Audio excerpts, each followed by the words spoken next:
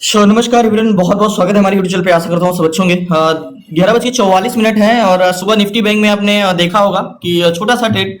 देखो, जब चीजें अगर कॉन्स्टेंसी या कॉन्फिडेंस, बहुत सारे लोगों को मैं देखता हूँ कि सिर्फ ऑप्शन के भरोसे रहते हैं। देखो, ऑप्शन एक बोनस की तरह है। ऑप्शन में आप डिपेंड नहीं हो सकते।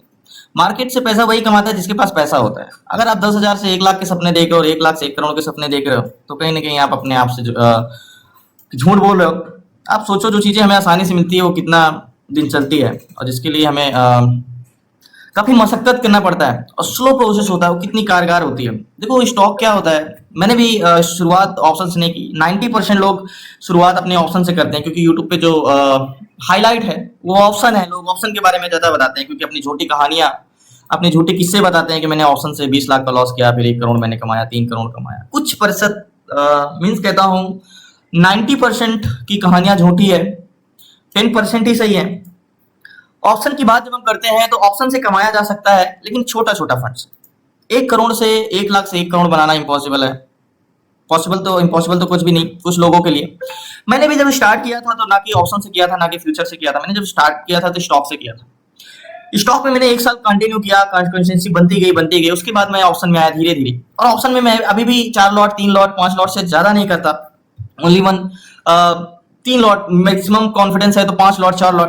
लेकिन स्टॉक में मैंने जैसे बोला ना कि हमें फंड को डाइवर्सिफिकेशन आना चाहिए, फंड को बांटना आना चाहिए। हमें मार्केट में हर जगह से पैसा कमाना चाहिए। मीन्स हमें स्विंग भी करना चाहिए, ईटीएफ भी करना चाहिए, एसआईपी भी करना चाहिए, सेलिंग भी करना चाहिए, बाइंग भी करना चाहिए। आपके पास 1 लाख है या 1 करोड़ है, आप में मैटर नहीं करता। 1 लाख है, उसमें मैंने आपको क्लासेस में बताया है कि आपको फंड डाइवर्सिफिकेशन कैसे करना है, फंड को विभाजित कैसे करना है। 4 जगह, 5 जगह आपको चारों तरफ पैसे लगाने हैं। देखो, जब चीजें सही सिखाने वाला ही नहीं व्यक्ति होगा तो समझने वाला तो लॉस करेगा ही करेगा। क्या सही है क्या गलत है, अगर आप मिच्योर हो, आप समझदार हो, तो वो आप समझते हो। कोई भी चीजें ऑप्शन हमारा एक कह सकते हो मेन लास्ट टास्क होता है, फाइनल लेवल होता है। मीन्स कि हम पहले स्टॉक में, स्विंग में, ईटीएफ में, एसआईपी में करते जाते हैं, तो हम ऑप्शन में करते हैं। देखो, मैं क्यों कहता हूं कि स्टॉक में ट्रेड करना आसान है। ऑप्शन में भी आसान बन जाता है, लेकिन धीरे धीरे उसके लिए एक्सपीरियंस बहुत करना पड़ता है। मैं क्यों कहता हूं स्टॉक में, देखो स्टॉक वोलेटाइल नहीं होता। स्टॉक में डाटा, देखो इंडेक्स में जब हम ट्रेड करते हैं तो डाटा क्या दिखा रहा है, इससे ज्यादा इंपॉर्टेंस डाटा में क्या चेंजेस हो रहे हैं ये करते हैं।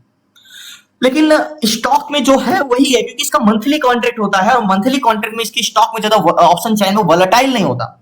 मैंने आपको क्लासेस में बताया कि आप स्टॉक का चार्ट तो देखो मत, आप किसी भी स्टॉक का ऑप्शन चैन, मैंने जो स्टॉक ऑप्शन चैन पढ़ाया, डायरेक्शन यानी डाटा, किसी भी स्टॉक को आप उठा के आप देख सकते हो एक नजर में। जैसे कोई भी स्टॉक आप बता सकते हो कि ये स्टॉक बोल्टो बुलिश रहेगा या बेटो बेरिश रहेगा। मैंने आपको कई बार ये बताया है कि स्टॉक में 3 तरीके के फेसेस होते हैं। देखो, डायरेक्शन तो होती है बेरिश या बुलिश, लेकिन बुलिश या बेरिश में 3 तरीके के फेसेस होते हैं। मान के चलो हम एग्जांपल के तौर पे बुलिश समझते हैं, तो बुलिश किस तरीके के स्टॉक होते हैं। पहला वो होता है जो बुलिश होता है, कंटिन्यू बुल्टो bullish, high low high low high low लगाते हुए, हाई लो लगाते हुए ऊपर तक जाते हैं, जीरो से लेके बुलिश तक। एक वो स्टॉक होते हैं जो जाते तो ऊपर है, ये ऐसे स्टॉक जो पहले नंबर पे आते हैं, यानी स्मूथ बाइंग, लास्ट तक उसमें बाइंग आती है। और सेकंड नंबर के ऐसे स्टॉक आते हैं जो जाते तो ऊपर है लेकिन कहीं से वो रिवर्स कर जाते हैं। और तीसरे नंबर पे ऐसे स्टॉक आते हैं जो जाते तो लास्ट तक ऊपर, लेकिन उनको बड़ी मशक्कत करनी पड़ती है। मींस 4 पॉइंट जाएंगे, 3 पॉइंट गिरेंगे, फिर ऊपर जाएंगे और काफी देर तक कंसोलिडेशन करेंगे, एक बड़ी सी कैंडल्स बनाएंगे ऐसे। तो फर्स्ट प्रायोरिटी हमारे पास क्या रहनी चाहिए, अगर ऐसे स्टॉक मिल जाए। सेकंड ना हो तो कम से कम ऐसे मिल जाए, क्योंकि अगर कंफर्मेशन दे देगा तो रिवर्स तो करेगा नहीं। तो ऐसे स्टॉक में, यानी एक तरफा स्टॉक, जैसे अदानी इंटरप्राइजेस, अदानी इंटरप्राइजेस में किधर का ट्रेड बनेगा, 8,764 है, 16,000, 27,000 है, 18,000। इसमें क्या है, बेरिश तो है लेकिन ये रिवर्स कर सकता है। अदानी इंटरप्राइज बेरिश ट्रेड बनेगा, लेकिन विदाउट कंफर्मेशन बहुत स्ट्रिक्ट प्रेशर लगाना पड़ेगा और कहीं से भी रिवर्स कर सकता है अदानी इंटरप्राइज। देखो, बेरिश है, बेरिश ट्रेड बनेगा इसमें। मार्केट कहाँ पे है, मार्केट ओपन हुआ 9:15 बजे। तो मार्केट में हम 9:15 बजे यहाँ पे ओपन हुआ, और ये तब से बेरिश जा रहा है, ठीक है। और 3,079 से मार्केट आ चुका है यहाँ पे, high lower high lower high लगाते हुए बेरिश। इसी तरह बहुत सारे ऑप्शन चैन में है। अब अदानी इंटरप्राइजेस में हमें ट्रेड लेना होगा तो क्या लेना होगा, वन डे टाइम फ्रेम में लगाना होगा। वन डे टाइम फ्रेम में हॉरिजॉन्टल जोन की प्राइस क्या होगी, हॉरिजॉन्टल जोन की प्राइस होगी हमारी ये वाला जोन भी ले सकते हैं, ये वाला जोन का हॉरिजॉन्टल जोन का प्राइस, और इसको ब्रेक करता है तो ट्रेड लेते हैं। तो 5 मिनट टाइम फ्रेम में अगर हम आते हैं तो रिटेस्ट एंड रिजेक्शन भी दे चुका है। तो ऐसे बहुत सारे स्टॉक हैं, और भी स्टॉक लगाते हैं। अपोलो हॉस्पिटल, अपोलो हॉस्पिटल में क्या है, इसमें बेरिश है लेकिन ठीक नहीं ट्रेड, ये बहुत ज्यादा, इसमें ट्रेड कर ही नहीं सकते, इसके रिवर्सल के चांसेस बहुत ज्यादा है अपोलो हॉस्पिटल। तो इसमें ट्रेड नो ट्रेडिंग जोन है ये अपोलो हॉस्पिटल में। अब आपको पता ही नहीं डाटा, तो आप गए चार्ट पे देखा और ट्रेड कर लिया। देखो यहाँ पे क्या कर रहा है, मार्केट खुला गए पर उसके बाद नीचे ऊपर कंसोलिडेशन कर रहा है, क्या पता ऐसे कर सकता है पूरा टाइम। तो ये नो ट्रेडिंग जोन है। अगर आप बेरिश लेते तब भी आपका एसएल जाता, बुलिश लेते तब भी। आप कैसे चल जाता है। तो डाटा जब तक आपको अंदर से इनसाइड नहीं रहेगा, आपको कैसे पता चलेगा कि इसमें ट्रेड करना चाहिए कि नहीं करना चाहिए।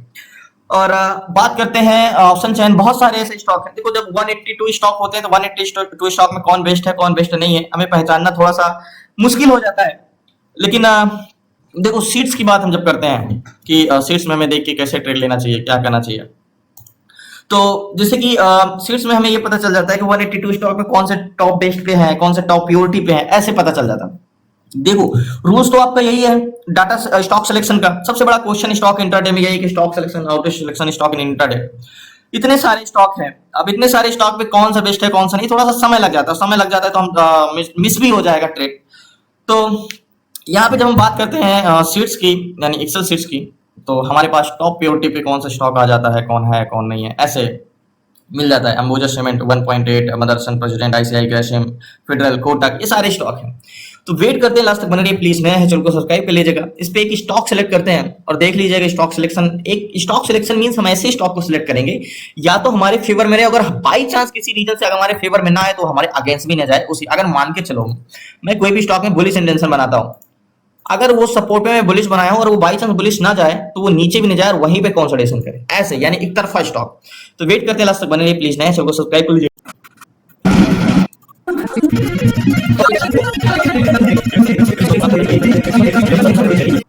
सो फाइनली एक चीज हमने जाना है कि ऑप्शन चेन जब हम देखते हैं किसी भी स्टॉक का, तो हमेशा एक चीज देखिएगा कि स्टॉक में पॉजिटिव ट्रेड में नेगेटिव पीसीआर मिलता है और नेगेटिव ट्रेड में पॉजिटिव पीसीआर मिलता है। क्या वो क्राइटेरिया नेगेटिव भी होना चाहिए? तो एक मिनिमम नेगेटिव मींस मैंने आपको बताया ना कितना क्राइटेरिया होना चाहिए, और नेगेटिव ट्रेड में पॉजिटिव पीसीआर रहना चाहिए कितना तक रहना चाहिए, एक लिमिट होती है। जैसे इन्फी है, इन्फी में क्या है, नेगेटिव 25,321 पुट सेलर है। कैलकुलेटर, जस्ट 1 मिनट का कैलकुलेटर कहाँ गया? ओके, कैलकुलेटर में कितने हैं पुट सेलर? 25,321 ये है पुट सेलर को डिवाइड करेंगे। कॉल सेलर जो कि 36,839 है, 36,839 इक्वल करेंगे तो पीसीआर निकल गया 0.68। क्या ये हमारे क्राइटेरिया में है ट्रेड करने के लिए? अगर आप ऑप्शन चैन वाली जुड़े हैं और समझते हैं तो ये क्राइटेरिया में नहीं है। लेकिन क्या हम इस पे ट्रेड कर सकते हैं? कैसे कर सकते हैं? अगर क्या अब हम इस पे ट्रेड कर सकते हैं क्योंकि चेंजिंग कॉन्ट्रैक्ट कंटिन्यू इंक्रीज हो रहा है, ट्रेड कर सकते हैं। प्लस इसकी क्या स्ट्रेंथ है? स्ट्रेंथ डबल है, 2 टाइम्स है, स्ट्रेंथ तो अच्छी है। तो इन्फी में ट्रेड करने के लिए हमें क्या करना होगा? मींस इन्फी में हम ट्रेड करना है, इन्फोसिस बुलिश है तो इसमें हमारे साथ बुलिश ट्रेड बनेगा। तो इन्फोसिस जो है, इन्फी का स्ट्रेंथ तो अच्छी है, बुलिश है और मार्केट नीचे से ऊपर की ओर जा रहा है, लेकिन ठीक है चेंजिंग कॉन्ट्रैक्ट भी इंक्रीज हो रहा है, स्ट्रेंथ तो अच्छी है, तो इसको हम 1 डे टाइम फ्रेम में लगाते हैं। बट अगर 1 डे टाइम फ्रेम में तो लगाएंगे, लेकिन अगर इसको देखें तो एक सपोर्ट चैनल भी तो बनाया है ऐसे जोन पे। तो वेट करते हैं लास्ट तक बने रहिए, इंतजार करते हैं। देखो इसमें बुलिश ट्रेड लेने के लिए सबसे पहले का ऑल टाइम हाई पे तो नहीं है, बिल्कुल नहीं है। तो हॉरिजॉन्टल जोन का प्राइस यानी 1 डे टाइम फ्रेम की कैंडल्स का बॉडी, तो यहाँ की कैंडल्स का बॉडी नहीं, यहाँ की कैंडल्स का बॉडी नहीं, ये कैंडल्स तो परफेक्ट है, मींस ये वाली जोन। अब बोलोगे कौन सी कैंडल्स है? देखो ध्यान समझिएगा, ये वाली कैंडल्स का बॉडी मैंने लिया है, ये ग्रीन वाली कैंडल्स का बॉडी, ये रेड वाली कैंडल्स का बॉडी है, और ये वाली ग्रीन कैंडल्स बॉडी तो कितनी स्ट्रांग है आपको भी पता है। तो देखो जब भी आप कैंडल्स का बॉडी ड्रॉ करोगे तो आप एकदम पास में करिएगा, बिल्कुल भी ऐसे इधर उधर नहीं होना चाहिए। एक बार इरेज करते हैं, फिर से करते हैं ये। ओके, अब हम इसको 5 मिनट टाइम फ्रेम में लगाते हैं। इस पे क्या ट्रेड बनेगा हमारा? मींस सपोर्ट पे आ रहा है और इसकी स्ट्रेंथ अच्छी है। तो ये वाला जोन 1653 रुपए का हॉरिजॉन्टल जोन है, मार्केट इसको ब्रेक किया है एक बार, ब्रेक करके ऊपर गया भी है। तो मार्केट को अगर एक छोटे चैनल, देखो हॉरिजॉन्टल जोन तो ये है, ठीक है, मार्केट यहां से बाउंस बैक कर रहा है, ये सपोर्ट लेवल है, ठीक है। तो गैन कैलकुलेटर को एक बार क्या गैन के प्राइस में है तो लास्ट तक बने। तो गैन कैलकुलेटर में देखने के लिए हमें इन्फोसिस का हॉरिजॉन्टल जोन का प्राइस क्या है? 1653 रुपए 52 पैसे। तो 1653 रुपए 52 पैसे, 1653 रुपए 52 पैसे। तो कैलकुलेट करते हैं 1653। तो गैन का कहना है कि बाई अबव 1660, 1660 के ऊपर जाएगा तो आप बाई करना, 1650 के नीचे आएगा तो आप सेल करना, 1669 का टारगेट, यानी 1650 का एक राउंड फिगर जोन है 1650 का, तो 1660 पे जाएगा। तो एक काम करता हूं, सेलिंग जोन जो है वो 1650 का है, तो मैं 1649 रुपए का स्टॉप लॉस लगा के इस पे मैं ट्रेड लेता हूं। मैं क्यों कह रहा हूं इस पे ट्रेड बनेगा, लास्ट तक मैं बताता हूं, क्योंकि इसकी स्ट्रेंथ बहुत अच्छी है। इन्फोसिस में 200 क्वांटिटी ली है एंड 66,300 का फंड लगा है। अब बात करें 60 के ऊपर क्रॉस करेगा तो 69 का टारगेट, गैन के हिसाब से पहले भी एंट्री हो चुकी है, 60 के ऊपर तो क्रॉस कर चुका है, लेकिन 69 का टारगेट टेस्ट नहीं किया। अब इसका स्टॉप लॉस पॉइंट जो रहेगा ना, अभी तो हम स्टॉप लॉस नहीं लगाएंगे, बट स्टॉप लॉस जो रहेगा वो 49 मींस गैन कैलकुलेटर का जो 50 का है कि 50 के नीचे जाता है तो सेलिंग साइड मार्केट जा सकता है, तो हम 49 का मींस इन्फोसिस में 49 ये वाले जोन पे स्टॉप लॉस रहेगा यहाँ का, यहाँ पे। और टारगेट की बात करें तो टारगेट का गैन का फर्स्ट टारगेट इंट्राडे के हिसाब से देखें तो गैन का फर्स्ट टारगेट है 60 को ब्रेक करता है तो 69, तो हमने 57 में बाय किया है। तो इन्फोसिस को एक बार 1 डे टाइम फ्रेम में लगाते हैं, एक बार प्राइस एक्शन के हिसाब से टारगेट सेलेक्ट करना होगा। तो प्राइस एक्शन के हिसाब से तो 60 का 60 के ऊपर जाता है तो ये तो 65, क्या 65 का टारगेट मिलेगा, ये एक बार 65 का ही दिया है, तो टारगेट हम जो रखेंगे ना 65 का ही रखेंगे, 69 का नहीं रख सकते, ये वाले जोन का, यहाँ का जोन 65 का। तो वेट करते हैं लास्ट तक बने रहिए। टारगेट पॉइंट जो रहेगा मेरा ये वाला रहेगा और ये देगा टारगेट। बहुत अच्छे जोन पे हमें ट्रेड मिला है, यहाँ पे जो हमने ट्रेड लिया है इन्फोसिस में बहुत सही टाइम पे हमें ट्रेड मिला है, ये वाला मेरा टारगेट पॉइंट है एग्जैक्टली यहाँ पे। तो 49 तक मींस हम यहाँ के जोन तक रुक सकते हैं टारगेट पॉइंट। ये स्विंग कर रहा है गैन के जोन पे, बाइंग जोन पे तो पहले जा चुका, क्योंकि गैन का कहना था कि 60 के ऊपर जाएगा तो 69 तक जाएगा, तो ये पहले तो 60 पे जा चुका है ना, मींस यहाँ पे तो 60 को तो क्रॉस किया है लेकिन 69 पे तो अभी नहीं गया ना, ये 64 तक गया था, तो ये वापस टेस्ट करने आया ये बॉटम को, तो ये हमारा अच्छा मौका था यहाँ पे बाई करने का, ये वाले जोन पे ये जो बाई किया हमने। तो ठीक है अभी थोड़ा सा नीचे आ सकता है लेकिन यहाँ का टारगेट लास्ट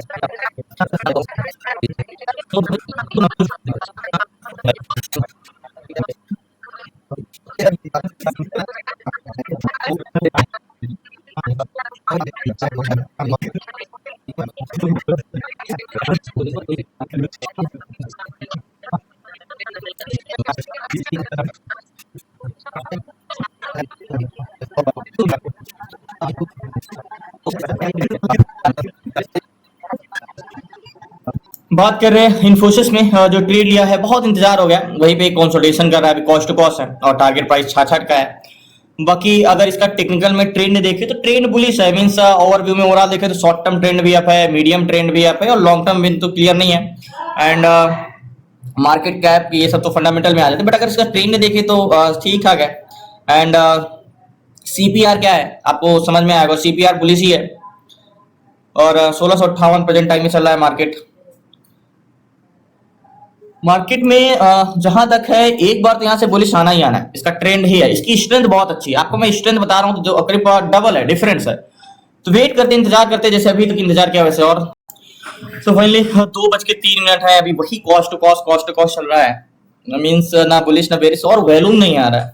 देखते हैं 1 घंटे और, क्योंकि इसमें कोई टाइम डिके तो होना नहीं है, तो अभी 56-57 बार बार इसी जोन को सपोर्ट ले रहा है। देखते हैं अगर ऊपर जाता है 60 62 63 कुछ भी प्रॉफिट में चलता है तो एग्जिट करते हैं, क्योंकि 2:04 हो गए हैं। सो फाइनली पोजीशन मैंने पहले भी स्क्वायर ऑफ कर दिया था इन्फी में। देखो टारगेट मिल गया था, एक्चुअली मैं बाहर चला गया था इसलिए मैंने रिकॉर्डिंग नहीं शो किया, बाहर था मैं, बट टारगेट जो था मेरा एग्जीक्यूट हो गया। देखो मैंने एक चीज आपको शुरू में ही बोला था ना कि अगर मार्केट आपके अगेंस्ट ना जाए, आपके फेवर में नहीं आएगा तो आपके अगेंस्ट भी नहीं जाएगा। मैंने आपको एक चीज बोला था कि मार्केट में जो मैं जोन निकलूंगा यानी यहाँ के जोन पे स्टॉप लॉस पॉइंट मेरा 1649 का रहेगा। देखो ऐसे स्टॉक पिक करना इतना मशक्कत क्या, देखिए मैंने एक चीज आपको शुरू में बोला था, हमें ऐसे स्टॉक को पिक करना है जो अगर हमारे फेवर में ना आए तो हमारे अगेंस्ट भी ना जाए। जैसे ये स्टॉक को मैं 100% श्योर था कि ये तो जाएगा ही जाएगा, क्योंकि इसकी स्ट्रेंथ मैंने आपको बताया था ना, इसकी स्ट्रेंथ बहुत अच्छी थी। एक्चुअली मैं बीच में चला गया था बाहर, पोजीशन चल रहा था, बाद में जब टारगेट हिट किया तो मैंने पोजीशन स्क्वायर अप कर दिया था, बट मैं पहले निकला था यहाँ पे जब मार्केट गया था ना 1664 रुपए पे ही निकल गया था। टारगेट तो 66 या 66 के आसपास का था, मैं 2 रुपए पहले निकल गया था क्योंकि टाइम बहुत ओवर हो रहा था। करीब ये अभी 3 बजे के आसपास मैंने इस पे एग्जीक्यूट किया। देखो मार्केट में जिस हिसाब से हमने ट्रेड लिया था, याद होगा मैंने इसको बाय किया था कहां के आसपास, यहां पे बाय किया था, यहां पे मैंने बाय किया था कि ये मार्केट अब ऊपर जाएगा, बट बहुत देर से कंसोलिडेशन करता रहा, बट मेरे एक ही नजर थी कि भाई चेंजिंग कॉन्ट्रैक्ट नहीं बदल रहे, इन द मनी कॉन्ट्रैक्ट फिर भी ग्रीन थे और अभी भी आई थिंक इन्फी में ग्रीन ही है। अगर हम बात करें यहाँ पे इन्फोसिस में तो अभी भी ग्रीन ही है। तो फाइनली मार्केट से मैंने पोजीशन अपनी स्क्वायर ऑफ कर दिया और गैन कैलकुलेटर के हिसाब से तो अभी भी टारगेट इसने दिया नहीं है, बट कल जरूर देगा अगर आज नहीं दिया है तो। तो एक कैंडल्स में देखो इसकी मूवमेंट ही थी, बस मार्केट को जाना ऊपर ही था, बस उसके खास तौर पे बेसिकली वॉल्यूम उतना नहीं आ रहा था, लेकिन ये था कि इसमें अगर स्ट्रेंथ देखो 2 टाइम्स यानी 2 गुना वॉल्यूम था, ठीक है। तो अगर मार्केट में एक्चुअली अगर मैं बताऊं बस में अगर पैसेंजर सारे बुलिश के लिए हैं तो बस को जाने वाले अगर ऊपर नहीं जाने देंगे, रोकने वाले प्रतिरोधक लगा दो, तो बस अगर आगे नहीं जा सकता तो पीछे भी नहीं आएगा, क्योंकि उसको आगे जाने में ही फायदा है। तो मार्केट में सारे वॉल्यूम बुलिश साइड के थे, तो मार्केट में अगर वो बुलिश साइड ना जाता तो बेरिश भी नहीं जा सकता था। याद होगा हमने 56 पे बाई किया था और 64 पे निकला, 9 पॉइंट का टोटल मैंने प्रॉफिट लिया था, 9 पॉइंट का 200 का में।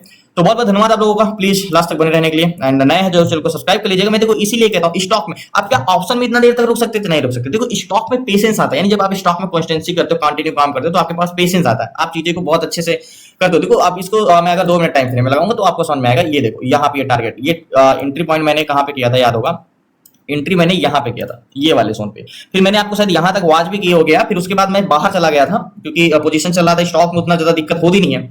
और मेरा जोन निकलने का था कि मैंने बोला था कि मार्केट 49 का गैन कैलकुलेटर कहना था कि 49 के नीचे सेलिंग जाता है तो सेलिंग साइड जा सकते थे, 50 के नीचे।